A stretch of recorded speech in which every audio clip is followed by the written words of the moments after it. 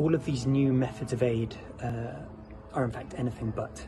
Airdrops are designed for remote locations where by virtue of physical geography, populations cannot be reached, and so this becomes the only meaningful way to provide aid. Meanwhile, these airdrops are falling either on very densely populated areas. We now have Gaza's population living in just 12 to 15% of the land, where people are then being injured or killed by these airdrops of aid, or it's falling into the sea where people are drowning trying to retrieve it, or it's falling into the red zone, which is the evacuated militarized areas, where the fighting is incredibly intense and people are being killed trying to reach the aid.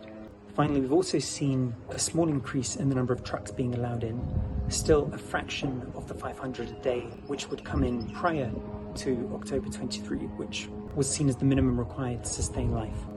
The numbers coming in now are just not feasible. Rather than providing assistance, what in fact we are seeing is the creation of conditions so desperate that people are injured either directly by military forces or by virtue of the desperation to get this aid in the first place.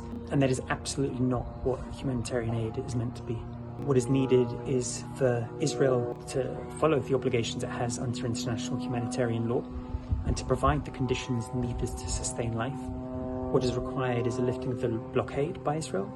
What is required is a permanent ceasefire and a definitive political solution to be found. Without this, people are going to continue to die, being injured in whatever means they are using to try and reach the aid, or through the continuing starvation and famine which has been created.